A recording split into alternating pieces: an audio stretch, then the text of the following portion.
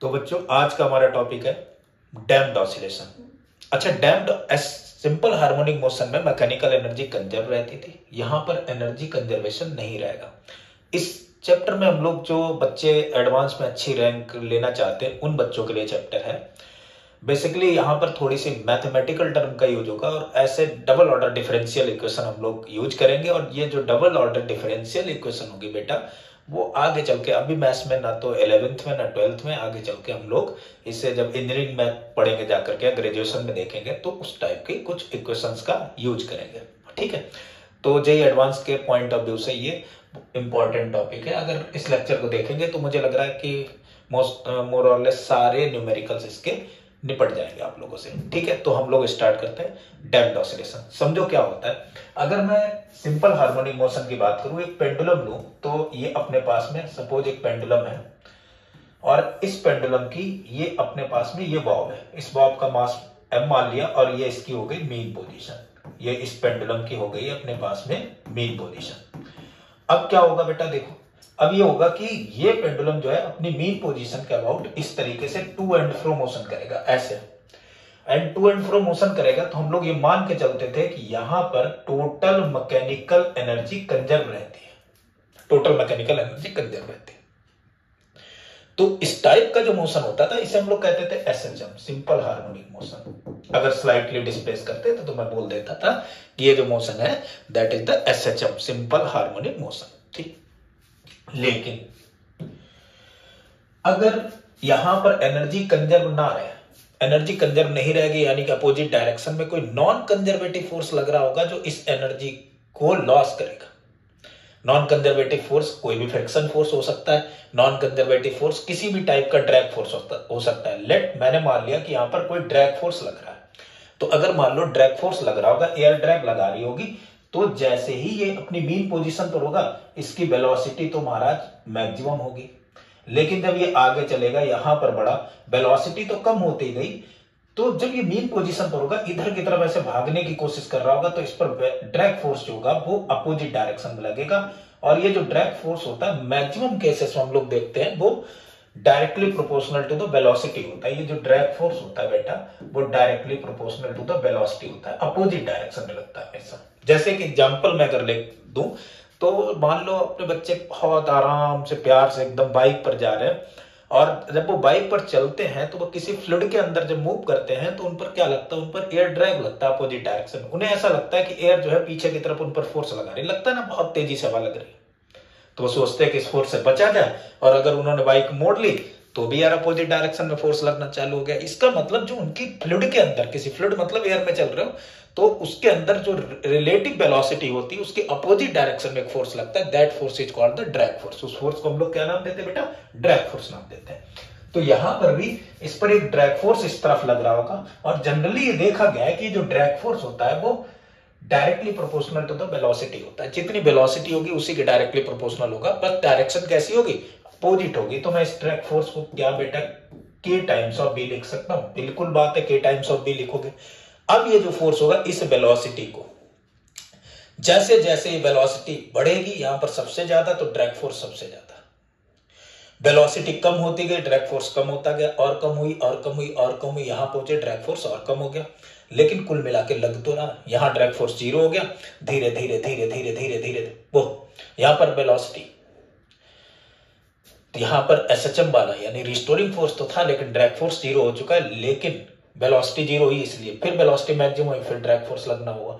तो हुआ क्या इस पेंडुलम के साथ में, ये हुआ कि पहले तो इस पेंडुलम का एम्पलीट्यूड देखो, इस फोर्स की वजह से क्या हो रहा है, इसकी एनर्जी लगातार लॉस हो रही। पहले एम्पलीट्यूड ये था, फिर एम्पलीट्यूड थोड़ा सा कम हुआ, फिर और कम हुआ, फिर और कम हुआ, फिर और कम हुआ, फिर और कम हुआ, फिर और कम हुआ, फिर और कम हुआ, डायरेक्ट धीरे धीरे ये रुक गया।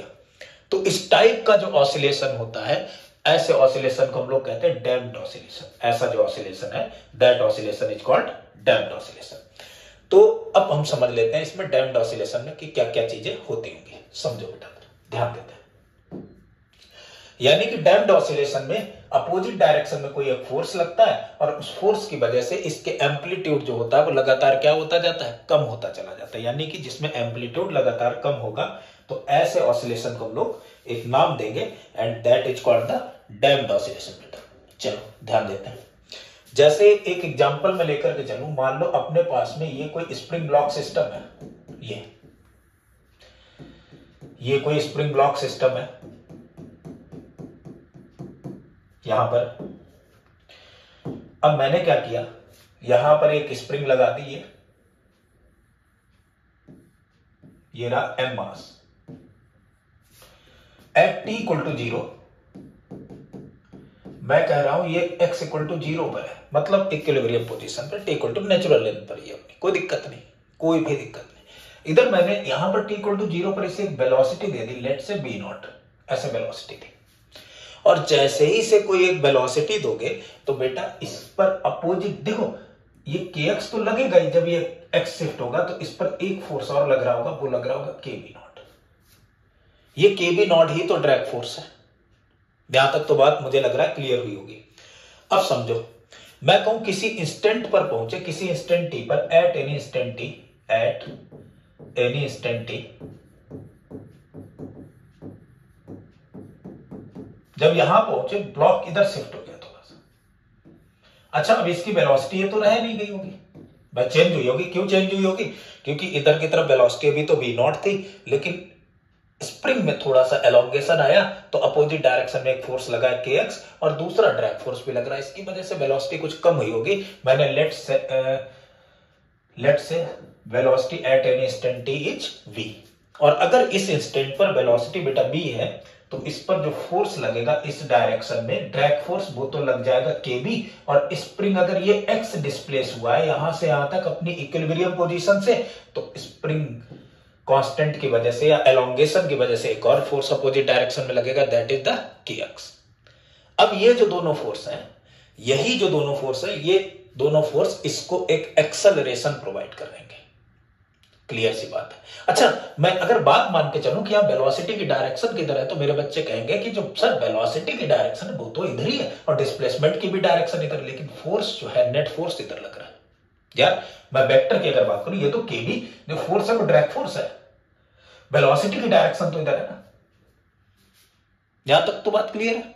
तो मैं इस फोर्स को लिख सकता हूं, ये इधर की तरफ लग रहा होगा, तो मैं लिखूंगा माइनस का k इंटू बी, माइनस का k into X, equal to इसे प्रोवाइड करा रहा है मास इंटू एक्सेलरेशन। यहां तक बात है क्लियर। आगे बढ़ते हैं, देखते हैं। तो अब मैं क्या इस फोर्स को ऐसे लिख सकता हूं, m into A plus K B plus K X equal to 0, where k is the spring constant and that k is constant, some constant। मैं इसे k की जगह ना, सही है, ठीक है, स्प्रिंग कांस्टेंट के साथ, ठीक है, कोई दिक्कत नहीं, ध्यान देना बेटा। तो मैं इसे लिखूं m into A equal to K into B plus K into X equal to 0। क्या मैं इस टर्म को ऐसे लिख सकता हूं, a को लिखूंगा d2x over dt2 plus k, b को लिख सकता हूं dx over dt plus k times of x equal to 0। ये एक इक्वेशन बनी। अच्छा, इस इक्वेशन को लिखने का एक और तरीका है, ऐसे लिख सकता हूं dt2 over dt2 times of x plus k by m d of dt of x plus k of x equal to 0। अब इस इक्वेशन को अपन लोग थोड़ा सा चेंज कर लेते हैं। किस तरीके से बेटा चेंज करेंगे? ये जो इक्वेशन है अपने पास में, this equation is known as auxiliary equation. इस इक्वेशन का नाम होगा ऑक्सिलरी इक्वेशन। कोई परेशानी वाली बात नहीं यार, आगे इंजीनियरिंग मैथमेटिक्स में पढ़ोगे, लेकिन अभी सिलेबस में है तो हमें पढ़ना है। ऐसे इक्वेशन को लोग क्या नाम देते हैं बेटा? ऑक्सिलरी इक्वेशन देते हैं। ठीक है, आगे बढ़ते हैं। इस इक्वेशन को लिखने का एक और तरीका था भाई। इक्वेशन क्या थी अपने पास में, d2x over dt2 plus, sorry बेटा वहां पर एक मिस्टेक हुई है छोटी सी, ये जो अपने पास में k है वो स्प्रिंग कांस्टेंट है, यहां पर कोई और कांस्टेंट आएगा, उसे मैंने लेट से b मान लिया, ये b आ गया, b बाई m। ठीक है, तो ये जो इक्वेशन आई है अपने पास में वो क्या हो गई, d2x over dt2 plus b by m dx over dt plus K X equal to 0। ये ऑक्सिलरी इक्वेशन है। मैं इस इक्वेशन को एक और तरीके से लिख सकता हूं। लिखने का तरीका है d2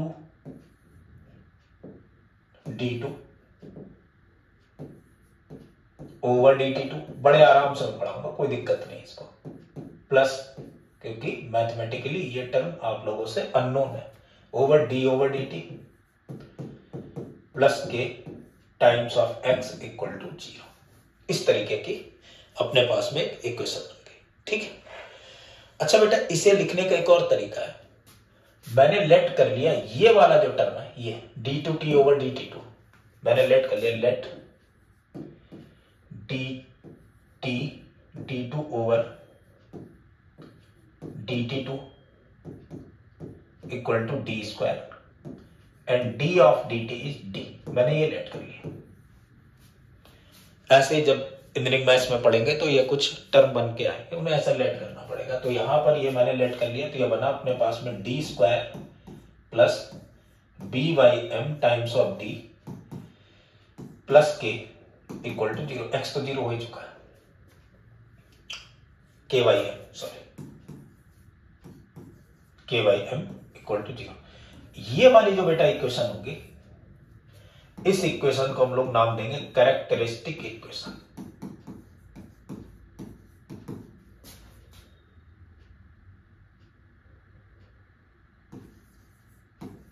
ये जो इक्वेशन बनी है बेटा, वो हो गई अपने पास में कैरेक्टरिस्टिक इक्वेशन। अब इसे सॉल्व करते हैं। देखो, ये तो एक क्वाड्रेटिक इक्वेशन टाइप की है, तो क्वाड्रेटिक इक्वेशन है तो इसके दो रूट होंगे। मैंने लेफ्ट से इसके दो रूट होंगे। एक रूट मैंने मान लिया इसका है d1 and another one is d2।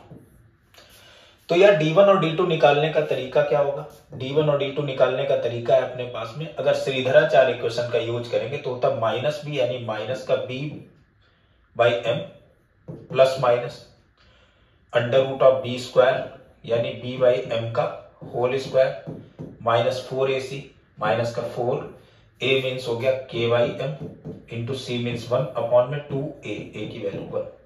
यानी मैं लिख सकता हूं रूट d1 और d2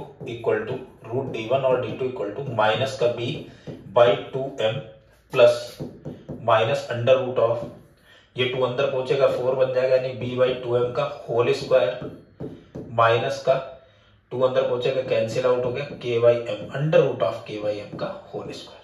ये टर्म बन गया। इसको रूट को मैंने ऐसे लिख लिया, यानी एक रूट में मान सकता हूं minus B by 2m plus under root of B by 2m का whole square minus under root of k by M का स्क्वायर इक्वल टू 0। दूसरा रूट ये बनेगा। अब यहां पर कुछ देखो टर्म और आएंगे जो कभी कभी शायद पूछ दिए जाते हैं, मेंस में पहले पूछे जाते थे, क्योंकि पहले ही मेंस के सिलेबस में था। जैसे मैंने कही b बाई 2m, एक टर्म तो ये है, तो ये जो b बाई 2m है, b by 2m that is known as alpha. ठीक है, ये जो b बाई 2m है इसे हम लोग नाम देते हैं alpha, and alpha is denoted as the damping coefficient.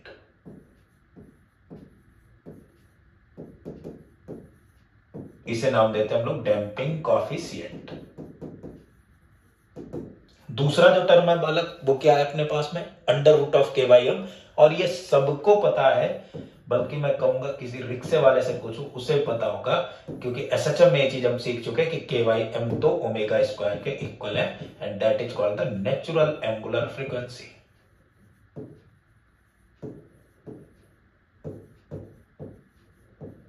कोई दिक्कत नहीं है यहां तक। ठीक है, तो क्या मैं इस टर्म को एक तरीके से लिख सकता हूं? इस टर्म को लिखने का एक तरीका और है। अच्छा, इसमें एक और चीज डिफाइन कभी कभी पूछ लेते हैं कुछ, डैम्पिंग फैक्टर क्या होता है? तो डैम्पिंग फैक्टर को जीटा से डिनोट करते हैं, और ये होता है अल्फा अपॉन में omega, where zeta is the damping factor. यहां तक बातें अपने को क्लियर है बिल्कुल। चलो आगे बढ़ते हैं नेक्स्ट। तो बेटा अपने पास में जो रूट आया है वो रूट कुछ इस तरीके से है, d1 और d2। ये आया माइनस का b by 2m plus minus under root of b by 2m का whole square minus under root of k by m का स्क्वायर। और मैंने बेटा अभी अभी जो देखा है वो ये है कि ये जो रूट होंगे d1 और d2, ये बनेंगे माइनस का b/2m। b/2m को तो हम लोग लिख चुके हैं बेटा अल्फा, तो ये बन गया माइनस का alpha plus minus under root of alpha का स्क्वायर माइनस ओमेगा स्क्वायर। ये इक्वेशन बनी है करके, ये d1 और d2 की वैल्यू है दोनों रूट की। यहां तक बातें अपने को क्लियर है। अब समझो, अब आते हैं इसमें तीन केस, डैम्पिंग के तीन टाइप, एक होती अंडर डैम्पिंग, एक होती ओवर डैम्पिंग और एक होती क्रिटिकल डैम्पिंग। तो सबसे पहले तो हम लोग यहां पर देखेंगे कि अंडर डैम्पिंग क्या होती है, और ये बहुत इंपॉर्टेंट है, सबसे ज्यादा इंपॉर्टेंट है ये, इसी से रिलेटेड न्यूमेरिकल पूछा जा सकता है। अंडर डैम्पिंग का मतलब है कि अगर मैंने किसी पार्टिकल को किसी ये सिंपल पेंडुलम या कोई भी एसएचएम कर रहा, उसे मैंने एक एनर्जी दी, उसका एम्पलीट्यूड ये, तो फिर एम्पलीट्यूड घटते घटते घटते घटते घटते घटते घटते घटते घटते घटते एकदम से ऐसे हो गया, यानी एनर्जी धीरे धीरे लॉस होती गई बहुत टाइम के बाद में, इनफाइनाइट टाइम के बाद में उसका displacement around the mean position क्या हो गया, जीरो हो गया। एक्सपोनेंशियली टर्म ऐसा करके ग्राफ चल रहा है, that is called the under damping, इसे हम लोग नाम देते हैं अंडर डैम्पिंग का। ठीक है, तो अंडर डैम्पिंग की अगर हम लोग बात करेंगे, अंडर डैम्पिंग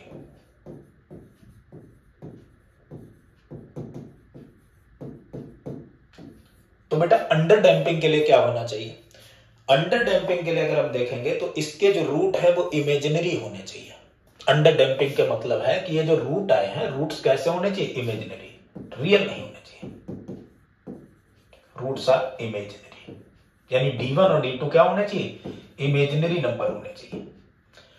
अगर इमेजिनरी नंबर होते हैं, रूट इमेजिनरी होते हैं, तो रूट के अंदर ये वैल्यू क्या होनी चाहिए, माइनस में होनी चाहिए, तभी तो इमेजिनरी नंबर आ सकता है। इसका मतलब क्या हुआ, तो इसका मतलब ये हुआ कि alpha square should be less than equal to the omega square, ये होना चाहिए।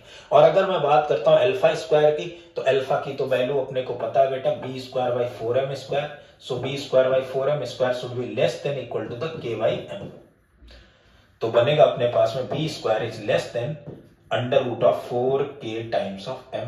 अगर ये कंडीशन बनती है तो ये कंडीशन है अंडर डैम्पिंग की, this is the condition for under damping. ये जो कंडीशन है वो अंडर डैम्पिंग की कंडीशन है। आगे बढ़ते हैं, ध्यान देना बेटा, समझो।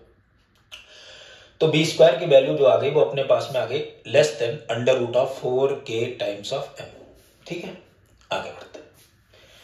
अब समझो, अगर ये वैल्यू लेस देन, अगर ये वैल्यू जो है बी स्क्वायर की वैल्यू है लेस देन दिस, या मैं ये बोलूं alpha square minus omega square, और ये वैल्यू आ रही नेगेटिव में, तो क्या मैं इसको इस तरीके से लिख सकता हूं, omega square minus alpha square minus sign बाहर ले लूं, तो मैं इसे लिखने का अपने पास में एक और तरीका ये है कि मैं तो बेटा इसे ऐसे लिखूंगा, ऐसे कुछ इस तरीके से, ये आ जाएगा अपने पास में d1 और d2 equal to minus alpha plus minus under root of, इधर से मैंने माइनस साइन कॉमन लिया और ये बन गया अपने पास में omega square minus alpha square, और इसे और तरीका ये लिखने का minus plus minus under root of -1 under root of omega square minus alpha square, और ये अंडर रूट ऑफ -1 तो मेरे प्यारे बच्चे ये जानते ही हैं कि ये आयोटा होता है, इमेजिनरी रूट्स के लिए यूज किया जाता था, इमेजिनरी नंबर्स के लिए, तो यहाँ पर I times of under root of omega square minus alpha square, ये d1 या d2 की अपने पास में वैल्यू आ गई अंडर डैम्पिंग के केस में। यहां तक बातें अपने को क्लियर है। अब देखो, अब एक काम करते हैं, इसकी जो है इक्वेशन बना करती, सेकंड ऑर्डर डेरिवेटिव्स था ही, इसकी एक इक्वेशन बना करती, जब इसे सॉल्व करा करते हैं अंडर डैम्पिंग के केस में, तो वो जो इक्वेशन बना करती वो होती x as a function of time equal to e to the power minus alpha T, c1 e to the power minus alpha T, c1 sine omega dt damping frequency, ठीक है, प्लस c2 कॉस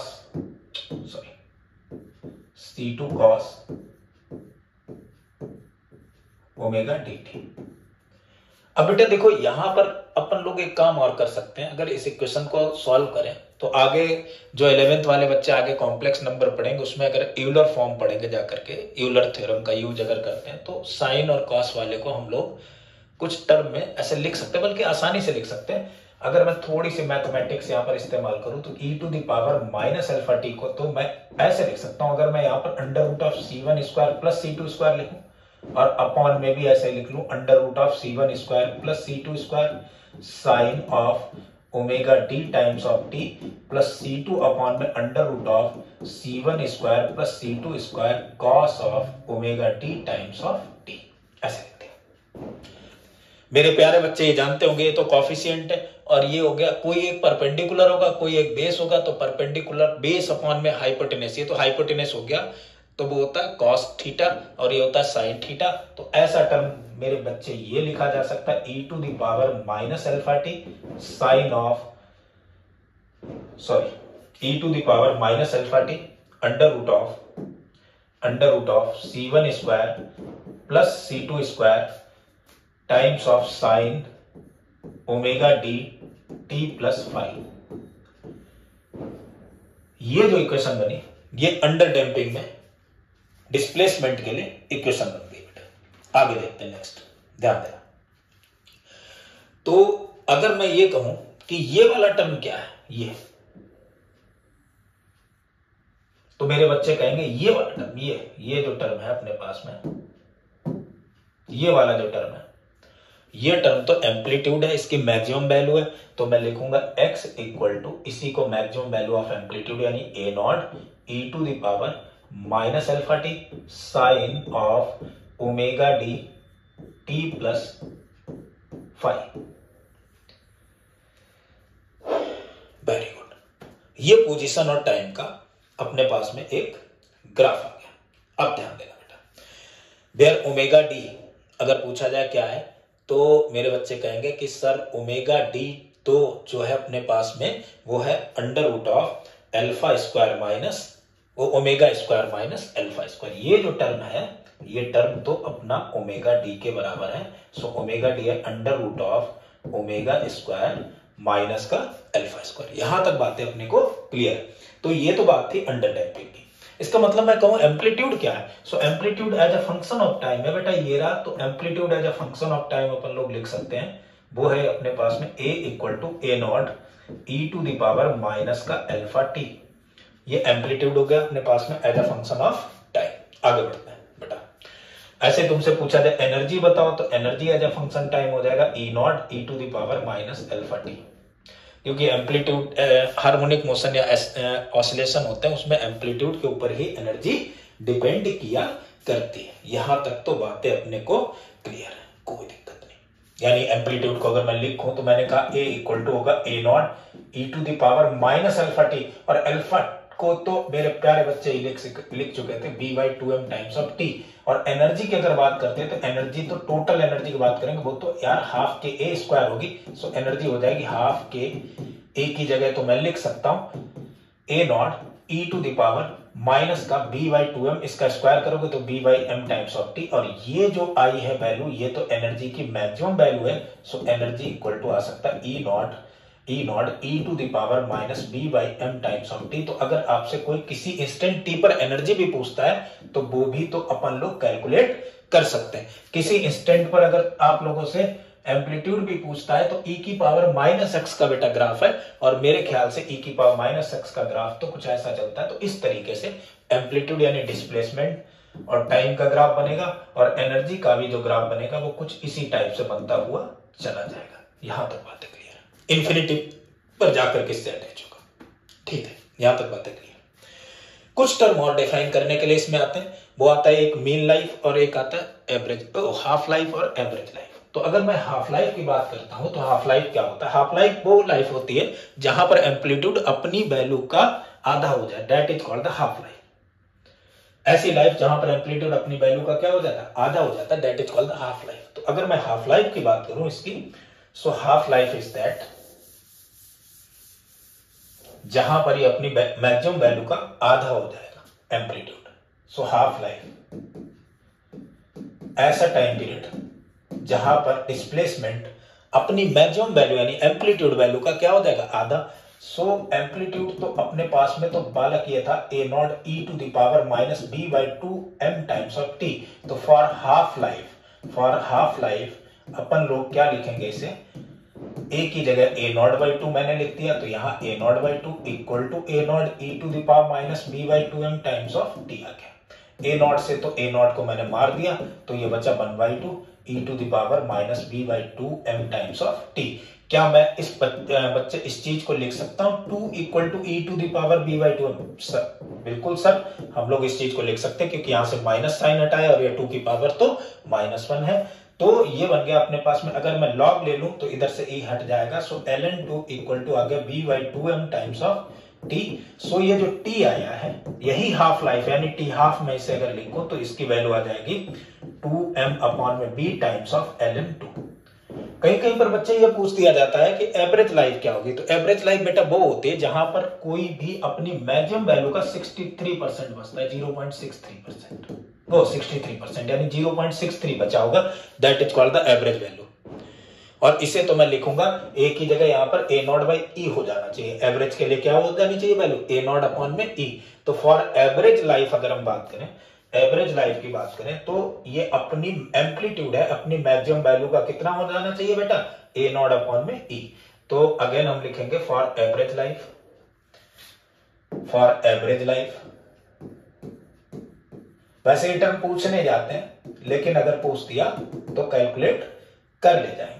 एम्पलीट्यूड कितना था, a equal to A naught E to the power minus B by two M times of T. तो average life के लिए ये अपनी maximum value का ए नॉट बाई ई हो जाएगा, अपॉन में ई हो जाएगा 1 by E times. So A naught equal to E to the power minus B by two M times of T. ये टर्म और ये टर्म कैंसिल।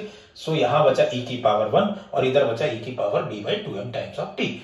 तो बनेगा क्या अपने पास में, b by two M times of t equal to 1। So t की वैल्यू आ गई 2m अपॉन में b and that is called the average life. ये जो टाइम है, this time is called the average life. यहां तक भी बातें अपने को क्लियर है, कोई दिक्कत नहीं है, ठीक है। तो ये जो बेटा कहानी थी ये तो अंडर डैम्पिंग की थी। तो इसमें अपन लोग क्या है, एक न्यूमेरिकल की हेल्प से भी इसे कुछ सीख सकते हैं। देखो इस कहानी में एक खासियत और है कि अगर मैं इसका ग्राफ देखूं तो शुरुआत में तो ऑसिलेशन ऐसा हो रहा होगा, फिर इसका एम्पलीट्यूड कम होता जाएगा, कम होता जाएगा, कम होता जाएगा, कम होता जाएगा, कम होता जाएगा, कम होता जाएगा, और ये इस तरीके से चला जाएगा ऐसे। यही काम यहाँ एनर्जी के साथ भी हो रहा है, डिक्टो सेम काम ऐसे एनर्जी के साथ हो रहा है। मैंने तो भी बनाया था ना ई की power minus B by two m का ग्राफ, एम्पलीट्यूड का ग्राफ एक्स और टी के बीच में बना। न्यूमेरिकल देख लेते बेटा इसका किस तरीके से किया जाएगा, देखे ध्यान दो। न्यूमेरिकल अगर मैं देखूं तो अंडर डैम्पिंग की अगर बात कर रहा हूं तो अंडर डैम्पिंग में मान लो कि अपने पास में कोई स्प्रिंग मास सिस्टम है और इस स्प्रिंग मास सिस्टम में दे रखा है कि इस तरीके से कोई मास है, वो किसी स्प्रिंग से अटैच्ड है,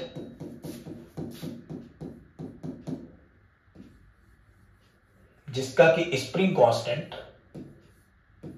मास तो 1 kg, initially t equal to 0 पर, ये x इक्वल टू 0 पर, इसकी इनिशियल वेलोसिटी मैंने लेट कर ली कि इसे कुछ दे दी गई इधर की तरफ, वो है b not, initial velocity that is the b not. Spring constant इसका जो है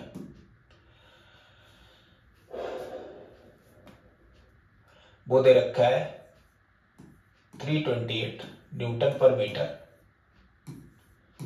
और इसका जो डैम्पिंग फैक्टर है, डैम्पिंग कोएफिशिएंट या मैं कहूंगा डैम्पिंग कांस्टेंट जो भी है, उसकी वैल्यू दे रखी 400। फोर्स है, वेलोसिटी है, यानी न्यूटन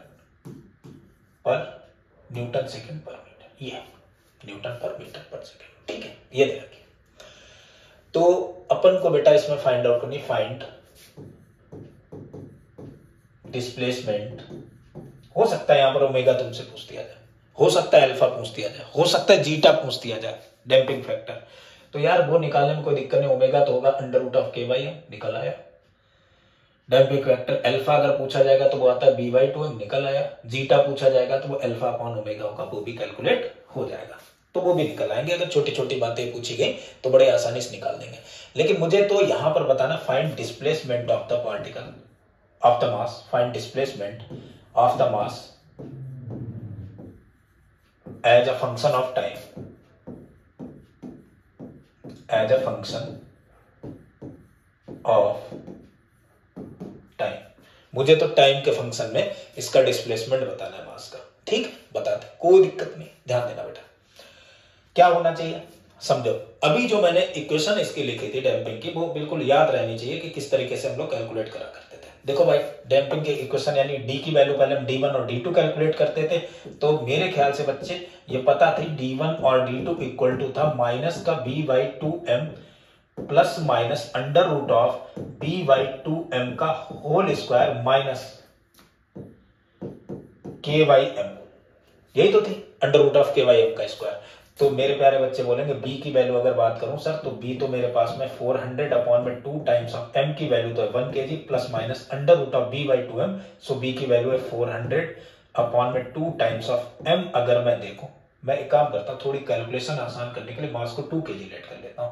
तो यहाँ मास अगर 2 kg है तो 2 × 2 ये हो गया माइनस के की वैल्यू तो है अपन के पास में 328 अपॉन एम की वैल्यू है 2। इसे अगर हम लोग सॉल्व करेंगे बेटा तो 2 से 2 कैंसिल, ये बचा 100, तो ये बचा माइनस का 100 plus minus under root of, ठीक है। यहां पर अगर कैंसिल करोगे तो ये बचेगा 100 माइनस में 328 यानी 164, सो माइनस का 164, और ये वैल्यू तो आ गई अपने पास में बेटा, आ चुकी है माइनस का 100 प्लस माइनस में अंडर रूट ऑफ माइनस का 64, यही तो बनी। यानी मैं लिख सकता हूं इसे माइनस का 100, सॉरी B/2m, हाँ बिल्कुल करेक्ट, माइनस का 100 plus minus under root of, ये 8 लिख दूंगा 64, और ये आई कैप में आ जाएगा, आयोटा में 8i, ये बन गया टर्म। यही तो है D1 या D2 की वैल्यू। तो एक तो अपने पास में यहां से वैल्यू आ चुकी है बेटा D1 की, और दूसरी जो अपनी वैल्यू आ चुकी है वो किसकी आ चुकी है, D2 की। तो एक वैल्यू हो गई अपने पास में D1 की, एंड D1 इक्वल टू हो गया माइनस का 100 प्लस 8i, और D2 तो आ गया अपने पास में माइनस का 100 माइनस का 8i। यहां तक बातें क्लियर है। अब आ जाते हैं हम लोग जनरल इक्वेशन जो इसकी निकाली थी, वो जनरल इक्वेशन बेटा क्या थी, ध्यान दो। x as a function of time is defined as the e to the power minus alpha T, ये तो था। क्या लिखते थे हम लोग, e to the power minus alpha T C1 sign,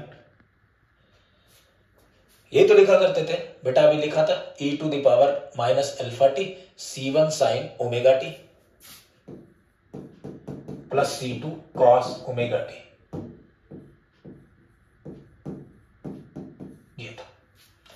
अगर मैं अल्फा की यहां पर बात करूं तो बच्चे बोलेंगे कि सर अल्फा तो B/2m था, और B/2m की मेरे ख्याल से जो वैल्यू आई थी वो तो 100 थी। और बात करते हैं अगर हम लोग ओमेगा की, तो ये तो ओमेगा डी था। तो अगर ओमेगा की बात की जाए, यानी ओमेगा डी तो वहां पर हुआ करता था, ओमेगा डी की वैल्यू जो आई थी वो कितनी आ गई थी, मेरे प्यारे बच्चे बताएंगे कि ओमेगा डी की वैल्यू आ गई थी 8। तो x इक्वल टू आ गया e to the power minus का 100t C1 times of sine 8t plus C2 times of cos 8t, यही तो बन गया। अब यहां पर देखो, ध्यान दो। अब अगर मैं यहां पर मुझे वैल्यू कैलकुलेट करनी, भाई C1 और C2 तो अननोन है अपने पास में, तो एक बात पता है अपने को कि अगर मैं यहां पर बात कर रहा था एट t इक्वल टू 0, तो इसकी पोजीशन थी x इक्वल टू 0। एक तो वैल्यू यहां पर कैलकुलेट कर सकता, दूसरी t इक्वल टू 0 पर इसकी वेलोसिटी तो b0 है, ये गिवन है सारी चीजें। तो आगे अगर मैं देखूंगा at t equal to 0, at t equal to 0, x equal to 0, so t equal to 0 पर मैंने x की जगह 0 रख दिया। यहां पर t की वैल्यू 0 अगर पुट करोगे तो ये तो वैल्यू 1 बन गई, इधर हो गया C1 साइन 0 की वैल्यू तो 0 होती, प्लस C2 कॉस 0 की वैल्यू तो बेटा 1 होती। तो यहां से अपन लोग ने C2 की तो वैल्यू कैलकुलेट कर ली, दैट इज द 0। यानी कि जो इक्वेशन बनी अपने पास में वो तो ये आ गई x equal to e to the power minus 100 times of t C1 sine 8t। बस C2 की तो वैल्यू 0, ये वाला टर्म 0 हो जाएगा। अब क्या काम करें, अब इसे एक बार और डिफरेंशिएट बेटा कर देते हैं। अगर इसे एक बार और डिफरेंशिएट करेंगे तो वेलोसिटी आ जाएगी, so differentiate it with respect to the t, यानी dx ओवर dt, और dx ओवर dt तो बेटा वेलोसिटी आई, और उधर जो वेलोसिटी थी वो v नॉट थी, तो dx ओवर dt की वैल्यू आ गई। यहां पर अगर डिफरेंशिएशन करेंगे तो एक तो ये फर्स्ट फंक्शन हो गया, दूसरा सेकंड फंक्शन हो गया, c1 तो अपन ने बाहर निकाल लिया, इसका डिफरेंशिएशन करेंगे तो माइनस का 100 सामने आ जाएगा, e to the power minus 100t sin 80 ऐसे ही लिखेंगे, प्लस अब sin 80 का डिफरेंशिएशन करेंगे यानी e की पावर माइनस 100t को ऐसे ही लिखेंगे, और sin 80 का जो डिफरेंशिएशन होगा वो 8 cos 8t at t equal to 0। अपन लोग अगर देखेंगे तो एट t इक्वल टू 0 इसकी जो वेलोसिटी है वो तो v नॉट है, तो यहां पर t इक्वल टू 0 पर अपन लोग वेलोसिटी जो है वो v नॉट रख देंगे, तो यहां आ जाएगा v not equal to c1। यहां t इक्वल टू 0 रखा तो e टू द पावर 0 यानी 1 हो गया, माइनस 100 साइन 0 की वैल्यू 0 हो गई, ये भी 1 हो गया, इंटू 8 cos 0 की वैल्यू तो मेरे प्यारे बच्चे बोलेंगे कि ये तो वैल्यू तो 1 होती है, तो यानी c1 into 8 equal to v not, so c1 की वैल्यू आ गई बेटा v नॉट बाई 8, एक टर्म और निकल आया, यानी अपने पास में c1 और c2 दोनों आ गए, तो ये जो टर्म आ गया as a function of t, इसका डिस्प्लेसमेंट वो आ गया माइनस का 100t, c1 की जगह आ गया अपने पास में v not by 8 sign 8t, ये बना। तो बेटा अंडर डैम्पिंग मेरे ख्याल से अपन लोग को समझ में आ गई होगी। तो नेक्स्ट केस इसका जो बनता है अपना वो होता है ओवर डैम्पिंग। तो ओवर डैम्पिंग के बारे में देखते हैं क्या होती है, ध्यान देते हैं। तो ओवर डैम्पिंग बेटा क्या है समझो। ओवर डैम्पिंग जो है वो कुछ इस तरीके की है, ओवर डैम्पिंग।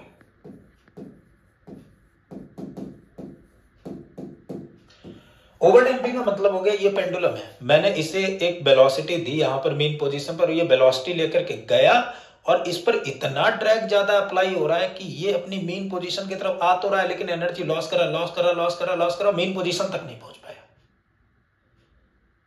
समझो, इसे मैंने एक वेलोसिटी दी लेकिन इतनी तेज वेलोसिटी दी, इस पर ड्रैग फोर्स बहुत तेज अप्लाई हुआ, ड्रैग फोर्स इतना अप्लाई हुआ कि इसने इसकी एनर्जी तो लॉस की, और जब ये वापस आ रहा तो इधर वेलोसिटी की डायरेक्शन थी और एनर्जी लॉस की, और ये अपनी मेन पोजीशन तक नहीं पहुंच पाया। ऐसे डैम्पिंग को हम लोग क्या कहते हैं, ओवर डैम्पिंग कहते हैं। तो ये ओवर डैम्पिंग है। अब देखो बेटा ओवर डैम्पिंग में क्या होगा, फिर से हम लोग वही इक्वेशन इसके लिखेंगे। तो कैरेक्टरिस्टिक इक्वेशन तो बेटा अपने पास में थी d square by t square plus b by m, sorry d square plus b by m times of D plus a by m equal to 0। यही तो कैरेक्टरिस्टिक इक्वेशन थी इसकी।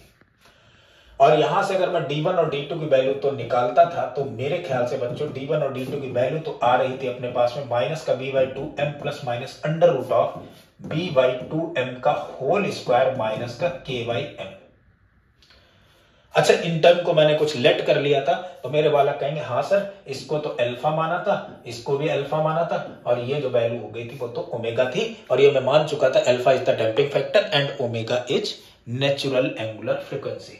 तो यहां पर d1 और d2 की जो वैल्यू आएगी वो वैल्यू आ जाएगी अपने पास में माइनस का b by 2m plus minus minus b by 2m की जगह अल्फा लिखेंगे, तो यानी minus alpha plus minus under root of alpha square minus का ओमेगा स्क्वायर।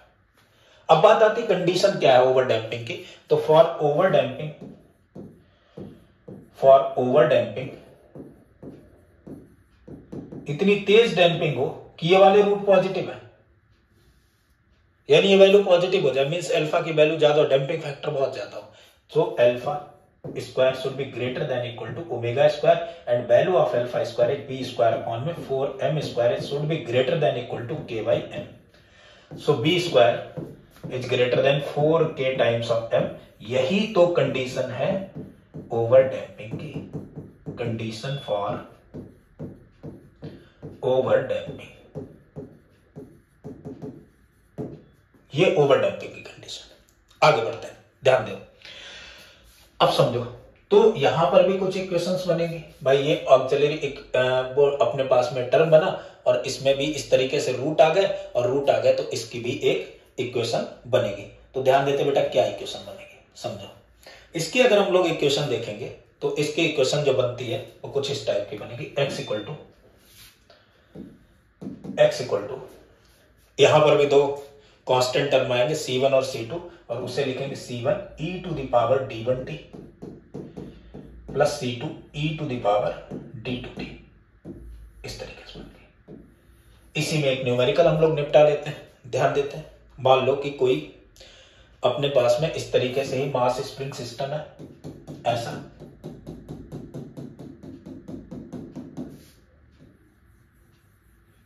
और बेटा इस स्प्रिंग मास सिस्टम में बोला जाए कि स्प्रिंग कांस्टेंट 100 न्यूटन पर मीटर, और ये जो डैम्पिंग कॉफिशिएंट था, डैम्पिंग कांस्टेंट था, वो है 400 न्यूटन सेकेंड पर मीटर। यहां पर कोई मास है, इस मास को लेट कर लिया 2 kg है। मैंने मान लिया एट t इक्वल टू 0, ये x इक्वल टू 0 पर, और इसकी वेलोसिटी तो t इक्वल टू 0 पर b नॉट है, ये है। तो हमें बतानी फिर से वही displacement of this particle as a function of time, this mass as a function of time. तो displacement of this mass as a function of time अगर निकालेंगे तो बेटा पहले तो d1 और d2 की वैल्यू निकालनी पड़ेगी, और मेरे बच्चे बहुत अच्छे से अपने को पता है कि d1 और d2 की वैल्यू क्या होनी चाहिए। निकालते हैं, चलाते हैं। d1 तो मेरे बच्चों आएगा माइनस का b/2m plus under root of b/2m का होल स्क्वायर माइनस का k/m।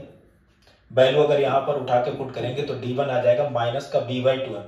b की वैल्यू तो यार पता है 400 है, तो माइनस का 400 अपॉन 2, m की वैल्यू हो गई 2 plus under root of b/2m।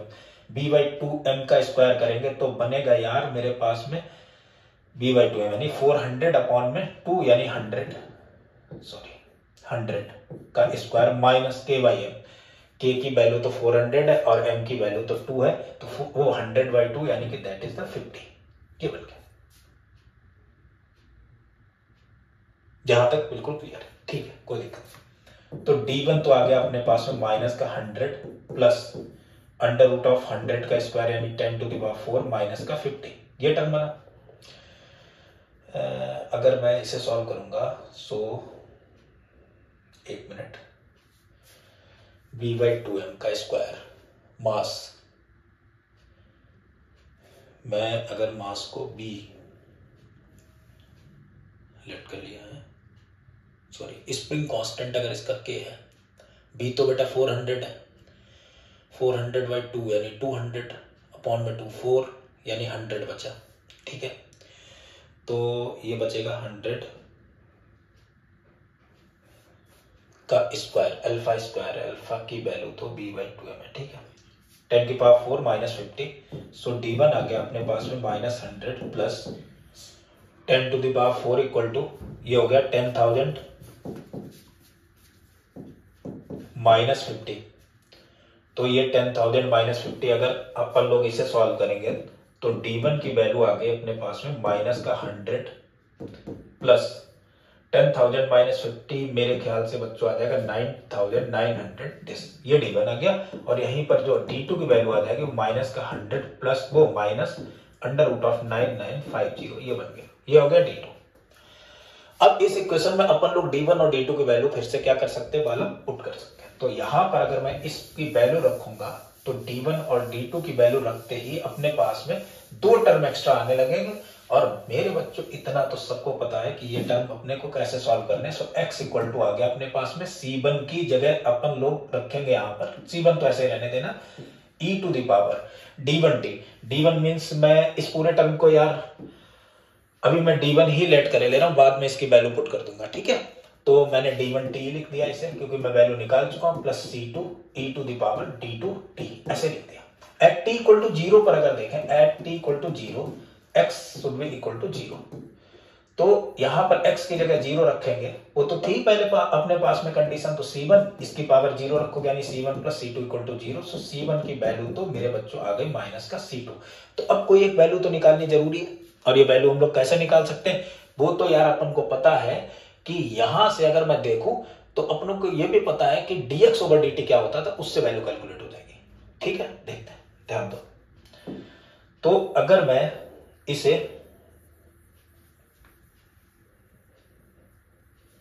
Calculate करूं तो ये बन जाएगा x इक्वल टू c1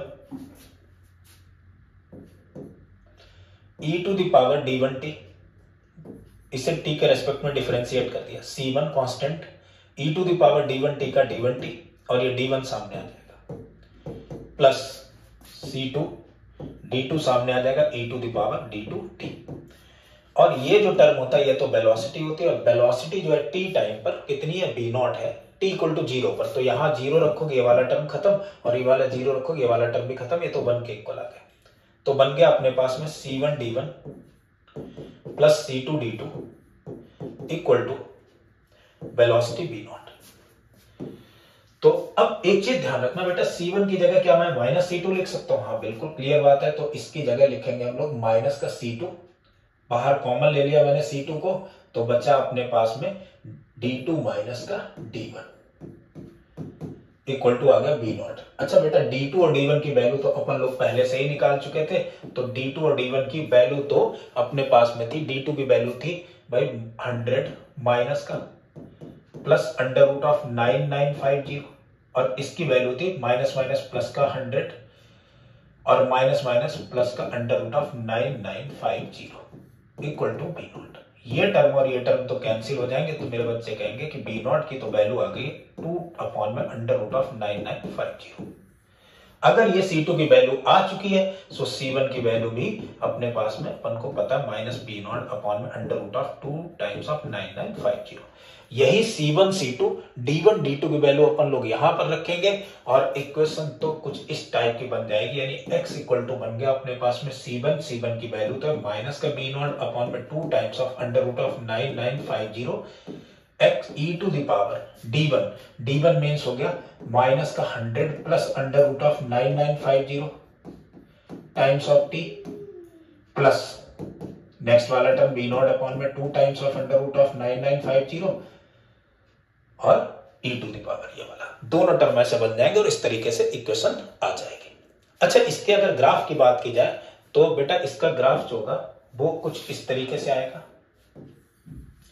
अगर यहां पर x equal to 0 t equal to 0 की बात की जाए तो भी t इक्वल टू 0 पर भी डिस्प्लेसमेंट इसका 0 होगा, और इन्फिनिटी अगर लोगे जाकर के तो एक तो टर्म माइनस बनी रहा है, तो वहां पर भी क्या हो जाएगा, 0 हो जाएगा। तो अगर हम अंडर डैम्पिंग की बात करते हैं तो कुछ इस तरीके का ग्राफ बनेगा।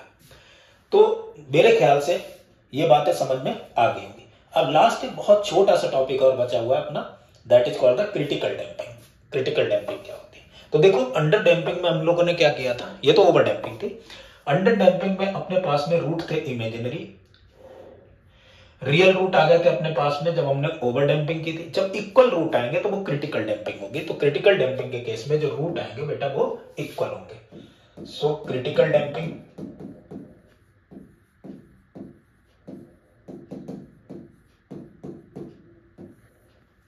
अगर अपन लोग क्रिटिकल डैम्पिंग की बात करते हैं तो क्रिटिकल डैम्पिंग में d1 इक्वल टू आ जाएगा d2, और मेरे बच्चे अच्छे से ये बात पता है d1 या d2 की जो वैल्यू थी वो थी माइनस का b/2m plus minus under root of b/2m का होल स्क्वायर माइनस का k/m। तो अगर ये दोनों इक्वल है, इसका मतलब यही बनना चाहिए, ये वाला टर्म तो रहेगा ही नहीं, इसका मतलब ये वाला टर्म किसके इक्वल होना चाहिए, 0 के, और ये 0 के इक्वल होगा। तो क्लियर सी बात है, b²/4m² equal to k/m। So b² की वैल्यू अगर 4 के m के इक्वल आती है तो ये कंडीशन होती क्रिटिकल डैम्पिंग की। This is the condition for critical damping. ये क्रिटिकल डैम्पिंग की कंडीशन है, ठीक है। अब ध्यान दो, इसमें जो इक्वेशन बना करती है वो इक्वेशन होती है x इक्वल टू, भाई एक ही रूट बन रहा है तो dt c1t प्लस c2, ये बनेगी। अब फिर से वही कंडीशन के मैं पीछे वाले एग्जांपल अगर ले लूं और उस एग्जांपल में as a function of time अगर ये वैल्यू कैलकुलेट करनी, x इक्वल टू 0 पर, t इक्वल टू 0 पर, x इक्वल टू 0, वेलोसिटी इतनी है, तो d की वैल्यू तो यार अपने को पता लग गई, ये टर्म तो 0 है, तो d की वैल्यू तो है माइनस का b/2m। So x equal to यहां से आ जाएगा e to the power minus का b/2m times of t, c1t plus c2t। लेकिन अभी तो c1 और c2 तो बचे, तो अगर c1 और c2 बचे तो एक काम और कर सकते हैं, इसे तो अपन लोग डिफरेंशिएट कर सकते हैं। अगर इसका डिफरेंशिएशन करेंगे तो फिर से क्या आ जाएगी अपने पास में, बेटा वेलोसिटी आ जाएगी, तो वेलोसिटी क्या आ जाएगी ध्यान देना, इसे डिफरेंशिएट करेंगे तो आ जाएगा dx over dt equal to, इसका डिफरेंशिएशन करेंगे तो e to the power minus B by 2m times of t c2, ये टर्म बचेगा, प्लस एक ये फंक्शन एक एक फंक्शन c1 तो ऐसे ही आएगा, e to the power minus B by 2m times of t एक ये फंक्शन, फिर माइनस का b by 2m times c1t e to the power minus B by 2m times of t, इसका differentiation कर दिया। और इसकी वेलोसिटी जो एट t इक्वल टू 0 तो b नॉट थी, तो यहां पर b नॉट रखा, यहां पर जैसे मैंने t इक्वल टू 0 रखा तो ये वैल्यू 1 हो गई, ये वैल्यू 1 हो गई और ये वाली वैल्यू भी बेटा 1 हो गई। यहां t इक्वल टू 0 रखा तो ये टर्म बन गया अपने पास में 0, तो बना अपने पास में c2 plus c1 equal to b not, मेरे ख्याल से एक टर्म आ गया। दूसरा टर्म अपन लोग यहां पर x इक्वल टू 0 रख करके देख सकते हैं, तो यहां अगर x इक्वल टू 0 रखोगे एट t इक्वल टू 0 पर, तो t इक्वल टू 0 रखोगे, x इक्वल टू 0 रखोगे, t इक्वल टू 0 पर, तो ये टर्म 1 बन गया, यानी c2 की वैल्यू तो आ गई 0। तो अगर c2 की वैल्यू 0 है तो c1 आ गया अपने पास में b नॉट। तो इक्वेशन बेटा क्या बनी, इक्वेशन ये बन गई x equal to e to the power minus b by 2m times of t, c1 की जगह तो है b not times of t plus c2 तो है 0, तो बेटा इक्वेशन आ गई अपने पास में x equal to e to the power minus का b times of 2m into t into b not into t. अगर इसका डिफरेंशिएशन करते हैं और इक्वल टू 0 रख देते हैं, डिफरेंशिएशन किया था अभी अपन ने, और इसे अगर इक्वल टू 0 रख दिया था तो टी की मैक्सिमम वैल्यू आ जाएगी, लेकिन ग्राफ तो क्रिटिकल डैम्पिंग का ओवरऑल जो है ओवर डैम्पिंग जैसा ही बनना चाहिए, यहां पर वैल्यू ये मैक्सिमम दे जाएगा। अच्छा, दोनों में डिफरेंस क्या है क्रिटिकल डैम्पिंग और ओवर डैम्पिंग में, तो मैं बताता हूं।